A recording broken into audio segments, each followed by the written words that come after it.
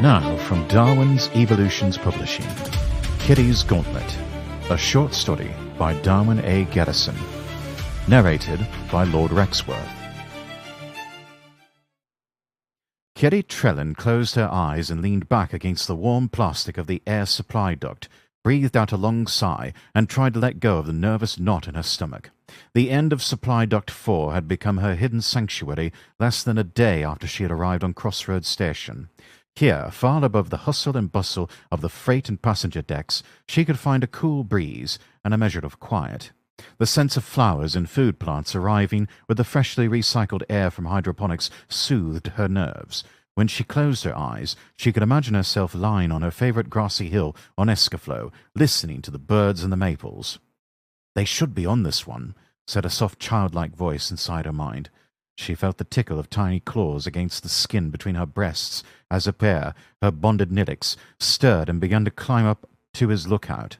She opened her eyes and glanced down in time to see his tiny, hamster-like nose and twitching whiskers poke out of the button loop in her blue coveralls to peer through the grate at the end of the duct.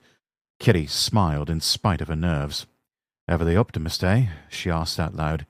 Kyri turned her head to watch the Merlin's Pride drifting toward docking clamp number 7. Her spot at the end of the duct also provided a spectacular view of the 3-story-tall transplast panels that converted the hulking freighters into glittering technologic koi floating within the infinite black aquarium of space. "Well, it is the last ship in from the jump point, and they did say they would be coming on this needle." Kyri shook her head and thanked fate once again that Nidix could only interface directly with the speech centers of human minds. Although the empathic abilities of her engineered companion could complicate things at times, she hoped that he would write off her doubts about their possible alliance to her overall worry. "You need a bit of skepticism, pair," she suggested gently before she rolled onto her hip to watch the freighter's final approach to the ring. "You're too trusting at times." The lessons of Escaflow had been burned into the soul of the coven, if not the childlike Nidix. Eper's empathy coloured his next thought words with a tinge of righteous indignation. "I'm not a child any more. I know not to blab about the gauntlet to them." A brilliant red light flashed to life above the Merlin's airlock, accompanied by an intermittent siren. In between the klaxon calls, a vaguely feminine synthesized voice called out, "Ship arriving. Stand clear." Stevedores 3 levels down from the duct shook themselves out of their waiting positions and started to man a bewildering array of loaders and haulers. Kyri watched the choreography of commerce swing into action as the main cargo hold opened up to the dock. Beyond the transplast, a slender gangway swung through the vacuum to align itself with the passenger hatch. "I'm not worried about blab, Eper," Kyri told the Nilix. She extended a finger to scratch the feather-soft fur of his head. "There are just far too many ways this charade could go wrong. The last thing we need to do right now is expose ourselves to people like them." She lifted her finger from his head and gestured through the gate toward a pair of special customs officers in their new black and silver uniforms. The two swaggered up the loading ramp to meet the hand-wringing master of the Merlin's Pride. She did not envy the ship owner the bribes he was going to have to pay. "But this was your idea," protested a pair. Kyri sighed. That was the problem bonding with Nidix. They lost all objectivity where their partners were concerned. "Yes, I know," she whispered, keeping her eyes on the ramp. The passengers finally began moving down the gangway and into the station, but it seems a lot more dangerous in the doing. The coven had survived by being dead and staying invisible to the internal security bureaus that the oligarchy had corrupted prior to seizing power in the Senate. Their home had burned so that they could survive. No matter how clear their course seemed, she still could not help but question if what she was doing would prove to be the right thing in the end. Kyri had a clear view of the customs desk and old Thanos's bald pate. Although the oligarchy had moved quickly after their coup to replace key people in the bureaucracy, they certainly did not have enough resources to take all the grunt positions as well.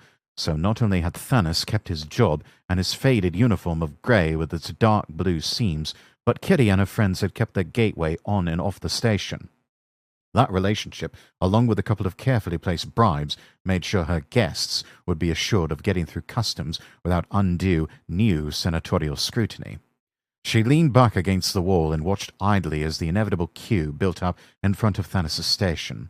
The first couple through the turnstiles carried a baby wrapped in a partially opened Enviro cradle, and lugged more carry-on items than a small infantry platoon. Kyri almost laughed at Thanos' rigid posture of dismay as they began setting parcels on his rickety inspection table. Next in line was a man wearing a black pinstripe jumpsuit and carrying nothing more than a handheld data assistant whom Thanos waved through perfunctorily. After that, a portly woman with a massive bleached hairdo and bright red synth silk dress 2 sizes too small for any single dimension on her body swayed up to the table. Kyri laughed as the woman twisted and swayed, trying in a dependent effort to get Thanos to look down the front of her dress. The old man was not having any of that, though, and made her empty out the contents of every bag she carried. As the now dishevelled woman stomped away from the table, Kyri's guests appeared at the turnstile. There was no mistaking the pair. A man and a woman who, despite their discreet civilian clothing and hairstyles, radiated military. Although the angle was bad, she still estimated that they towered over poor Thanos by at least 12 centimeters each. "Pair, can you give me a read on Thanos? I think he may be losing his grip." Tiny tickling movements stirred beneath her shirt as Pair readjusted the aim of his nose.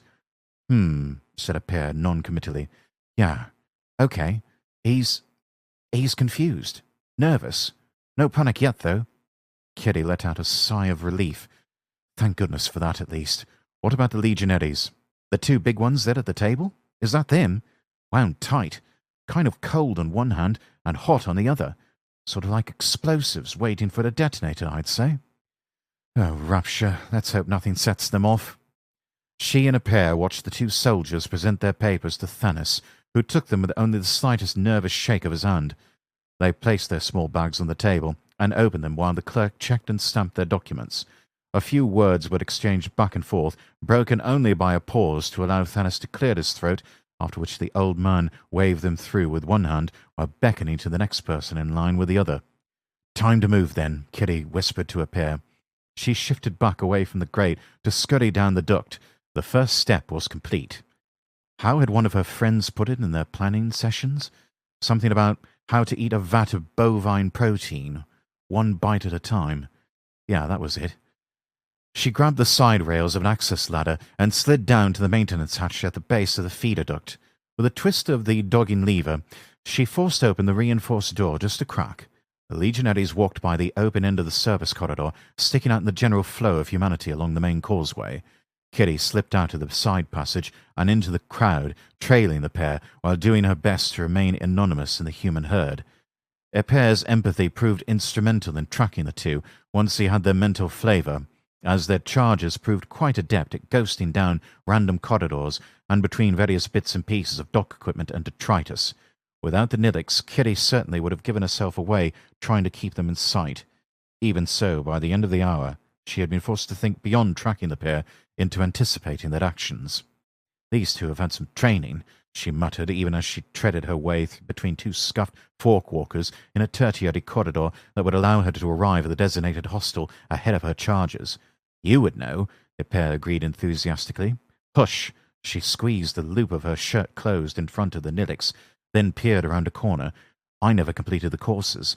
I know just enough to understand how stupid I am." A muffled feeling of sulking floated across her consciousness as she stepped out from an access hatch that offered an excellent view of the hostel entrance. Kyri leaned back into the shadows, left by a strategically inoperable light fixture, and considered her insight. She let out a sigh of resignation.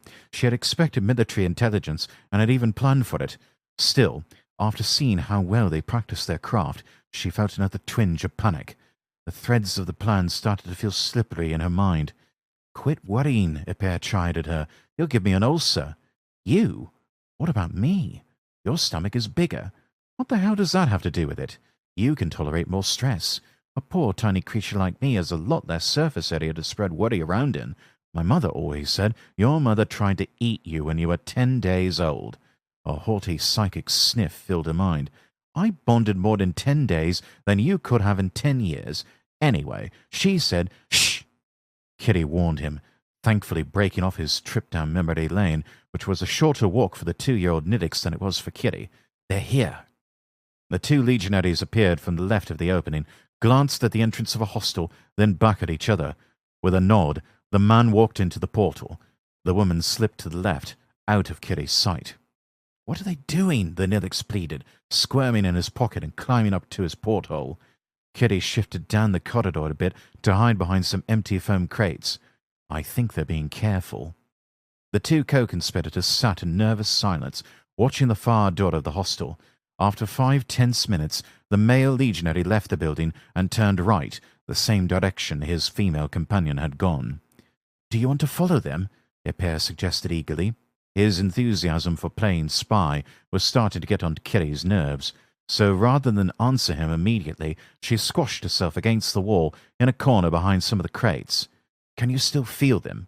"Oh yes, they're not far away at all. I could probably track them all the way across the station now." "Then we'll just stay here for a bit." The grey colour of disappointment floated across her link with Epere, but she was not about to give in to his sulking. "Just take it easy," she soothed, while slowly stretching out her legs. "This isn't about having fun, you know." She became aware of Epere's faint rodent smell, mixed with the lingering aroma of partially rotten cabbage coming from a crate, which did not go well at all, with the scent of burnt rubber coming across her link with the Nilix. "Spoil sport." "Let's just relax a bit and see what they do," she temporized. After a moment's thought, she pulled her dock hat out of her back pants pocket and set it over her eyes. "We've got until mid-third watch before the meeting." In the end, what the Legionnaires did was nothing. Kitty actually managed to get some sleep between the watch chimes right up to the appointed rendezvous time. Her chrono buzzed her wrist 5 minutes before the appointment, which gave her just enough temporal space to wipe the sleep from her eyes, clear her throat, and wake the Nilix. "Can't a guy get more than 10 minutes of shut-eye in a row round here?" he griped as she gently rubbed him awake. "Try 3 hours, you lump," she chuckled. "Besides, if you need to go, I'd like you to do it now rather than in my bra." By the time the 1-minute warning buzzed silently against her left wrist, they were both awake and ready to face the next bite of the mission. Kitty straightened up from behind the crates, stretched her kinks out, and walked into the main corridor. She spotted the male legionary sitting in the bistro next to the hostel almost immediately. His business clothes and height set him apart from the normal station-side professional crowd that frequented the place. As Kitty followed an indirect path toward him, she sub-vocalized a request to Epere. "Where's the woman?" she asked. "She's in the other hostel across the corridor and concentrating very hard." Kitty risked a slight glance upward and saw the outline of a face in one of the second-floor windows, distorted slightly by a boxy shape that rested next to one cheek. She felt a shudder as she realized that the woman no doubt had a sniper weapon of some kind trained in the direction of the table that Kitty was about to approach. "You're worrying again," Epere had observed in an acid tone. "She's got a gun." "Of course she's got a gun," the Nilix replied with an emphatic eye-roll. "Spies tend to be rather cautious when plotting treason." Kitty felt a slight flush bloom on her cheeks. "If it was simply treason," she snapped, "you and I wouldn't be involved." She felt Epere cringe from the venom in her words and immediately felt guilty. "I'm sorry," she said in the best soothing voice she could manage sub-vocally while trying to put a worry out of her mind. "I shouldn't let the past get to me." A feeling of acceptance flowed from her tiny companion, and Kitty felt her confidence swell in response. She stepped into the tiny shop, her fretting left behind now that the waiting was over. The busy mid-shift dinner hour had filled the small dining room. Kitty first moved to the corner bar and ordered her favorite pineapple kiwi mixer, which allowed her to scan the people sitting in the room.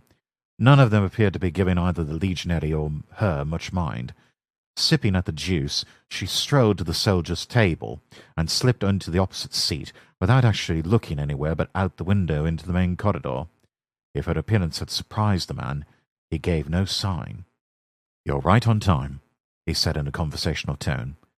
Kitty shifted slightly, looking directly at the window where the second legionary was no doubt watching through her scope. "The woman is surprised, and now she's worrying," said the Nilix. Kitty let the ghost of a smile cross her lips. "You're on time as well," Kitty said without looking away from the window. The man nodded once.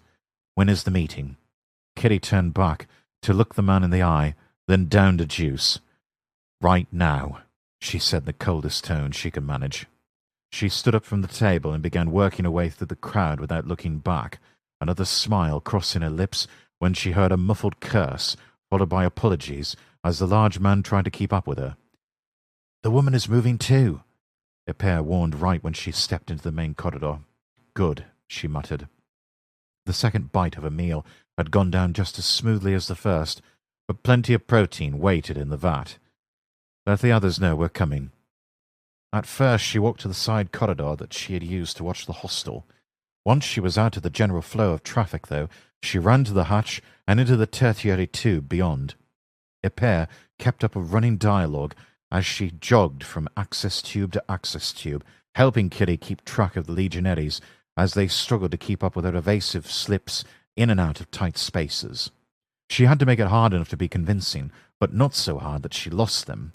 Twice she had to backtrack and allow first the man, then the woman, to catch a glimpse of her rounding a corner.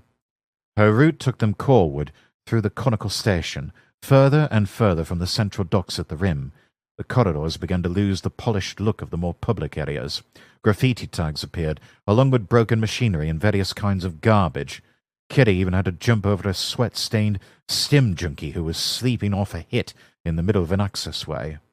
At long last, panting hard and with her sweat plastering her hair to her head, she entered the shadowed tube that led to the storage bay they had found for the meeting.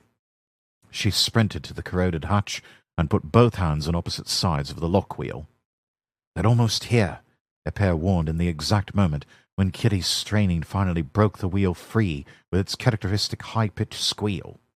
A half-turn was all that it took before she was able to shoulder the hatch open, hinges protesting the whole way. She stepped over the jamb and dashed into the shadows toward the back of the room, where she could watch not only the door she had just dashed into, but also the side exit that led to the derelict front office. Fitful light from adjacent rooms cast the warehouse area into patches of black and dim yellow.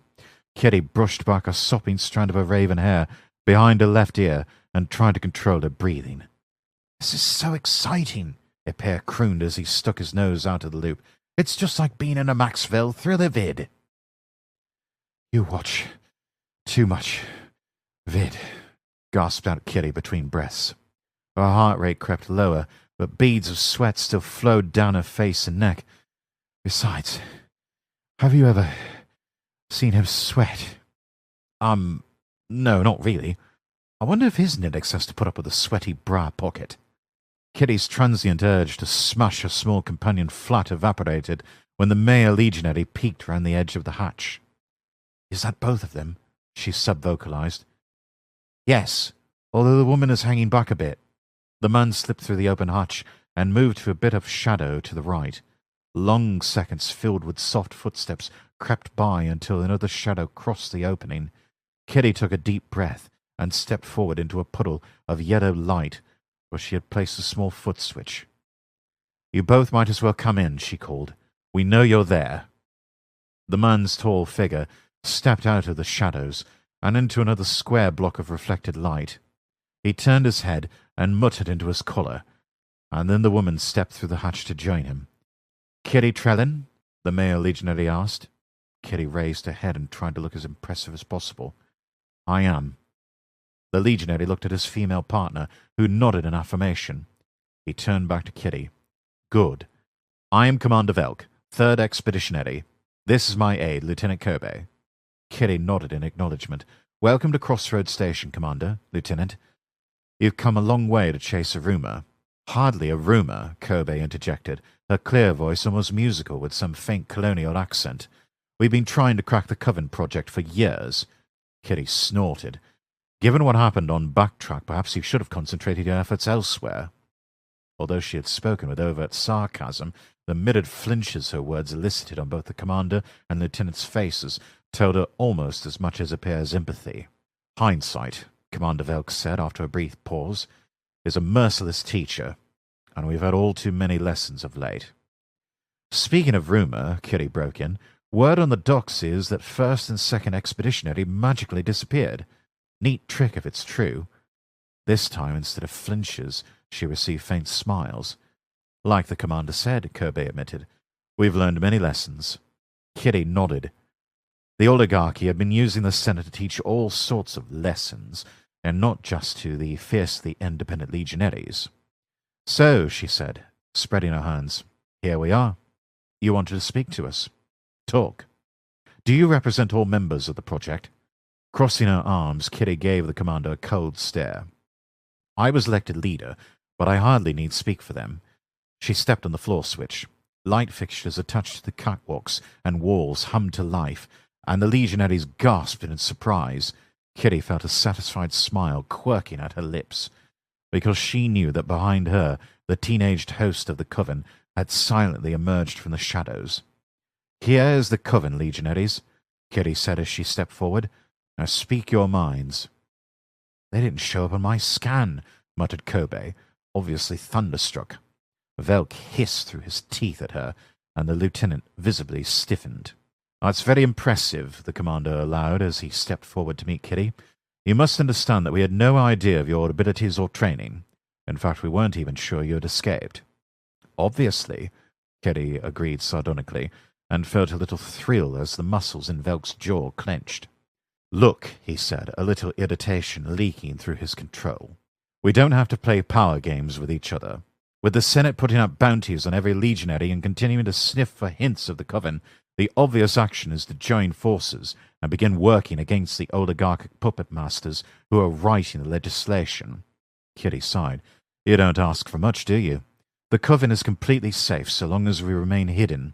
The moment we throw in our lots with you, we actually expose ourselves to far greater risk. We can disappear into humanity. You cannot. But what the Senate did to you, Kobe began, but Kitty held up a hand, stopping her outburst. That is the past. We not only survived, but we triumphed and disappeared. All that's left of our eugenics tanks are the charred ruins of Escaflow.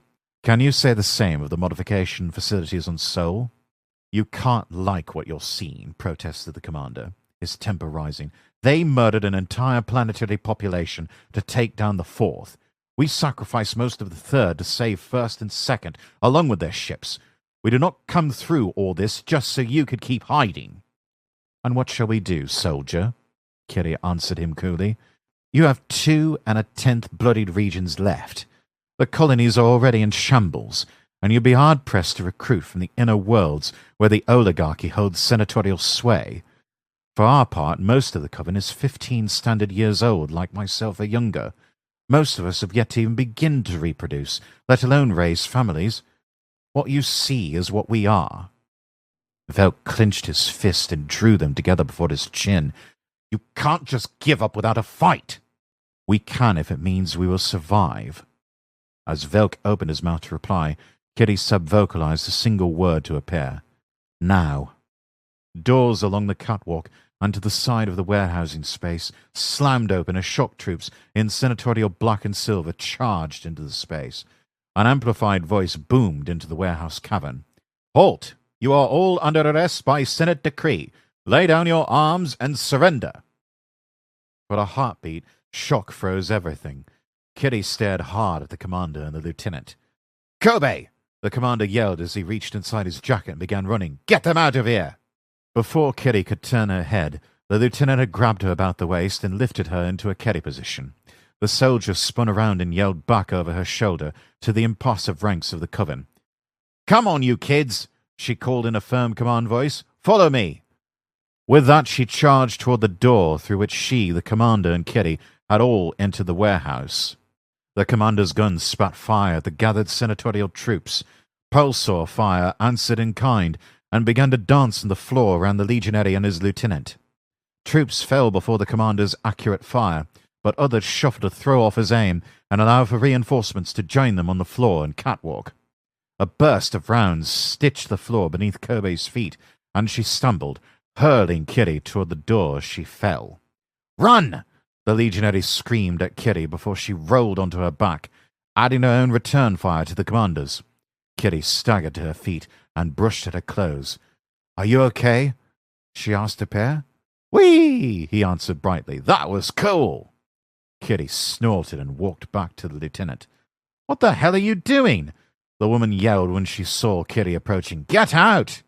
Kitty raised her hand and made a gesture in the air, and she let her mind flow through her pair to calm the panic flowing through the legionary. Be still, she said softly. Kobe's eyes lost focus. You are safe, and your part in this play is done. The woman sagged to the floor and slept. Kitty looked up and watched the commander continue to try and dodge the hail of illusory blaster fire he saw pouring in his direction.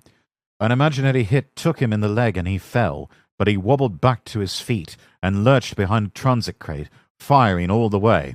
Another shot took him in the shoulder and he spun to the floor. Once again he forced himself back up, grasping a small grey energy pistol in the opposite hand. "How much more are we going to put him through?" asked the Nilix. Behind Velk, the members of the Coven seemed to be evaporating and reappearing as some left the link and others joined.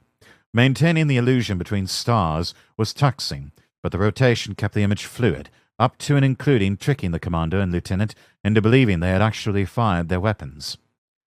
"Only one thing left to do, Apare," she said softly. With that, she asked him to bring out her own creation. A young female Coven member ran in front of the commander, obviously confused and shaken. Through the Nilix, Kitty could feel Velk's shock and panic. The man staggered up from behind his pitiful cover and grabbed the child, rolling her into his embrace as dozens of pulsar shots sank home in his now exposed back. "Enough!" she sent to the Coven through Apare, and she stepped forward into the light. The host of senatorial troops evaporated as the avatars of the Coven disappeared from the warehouse. "Peace," she said with her hand up toward Commander Velk, "and rest. Safe. You are safe." She saw Velk's pain disappear, and his body slowly relaxed into a trance-like slumber.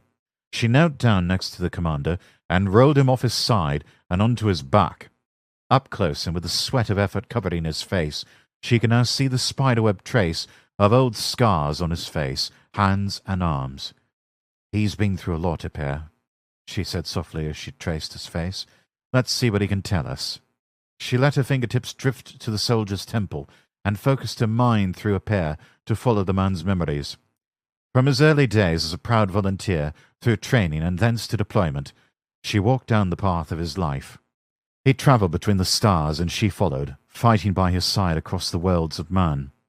She saw him always trying to hold back the dangers outside the colonies, still seeking to do the right thing after witnessing selfish expediency so many times. Then came the betrayal. His rage and tears became her rage and tears.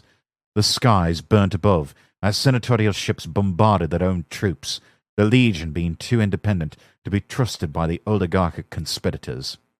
She saw headed rear-guard actions, desperate suicide charges of flaming capital ships, and finally the panicked flight into the dark cluster with the 1st and 2nd Legions.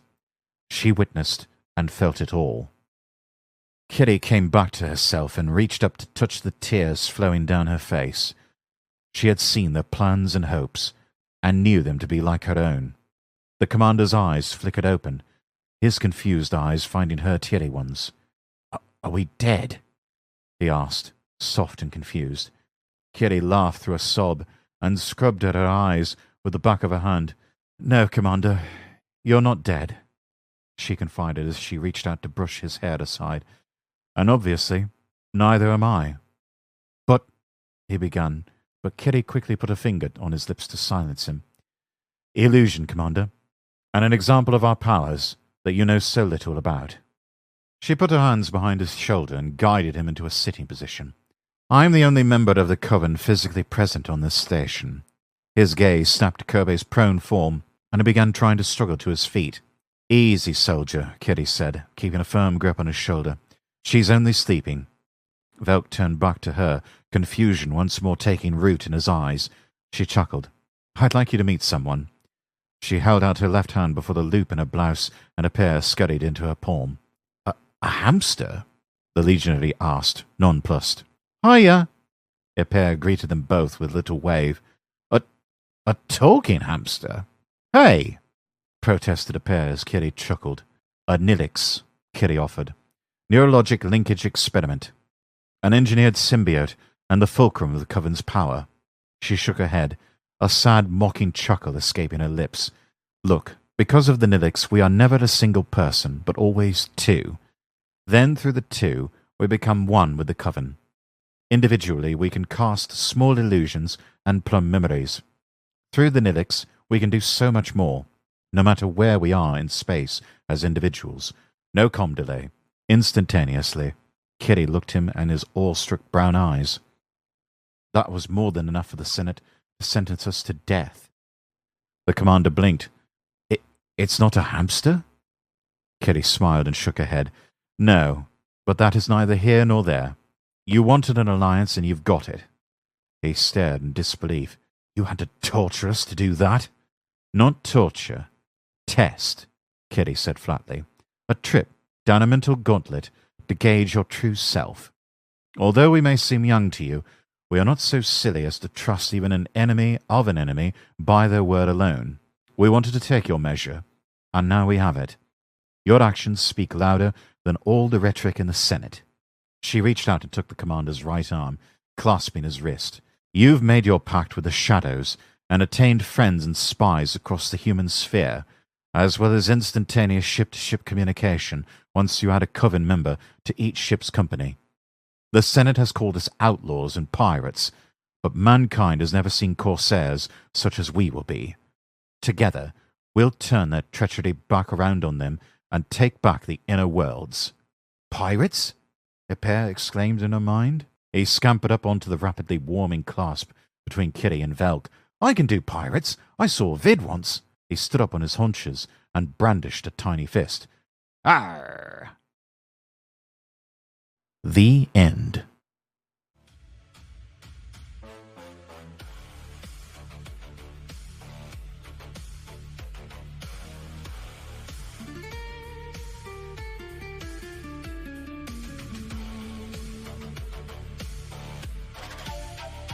This is Lord Rexworth. We hope you have enjoyed this production of Kyris Gauntlet by Darwin A. Garrison. If you enjoyed this narration, you'll be happy to know that Lord Rexworth also streams on Twitch, Kick, Rumble, and YouTube. All links can be found at lordrexworth.com. Please feel free to visit, follow, and subscribe. We look forward to seeing you there. AI theme music created by Sibi using Suno. Thank you for listening to this Darwin's Evolutions Publishing production. This recording is copyright 2026 by Darwin's Evolutions Publishing. All rights reserved.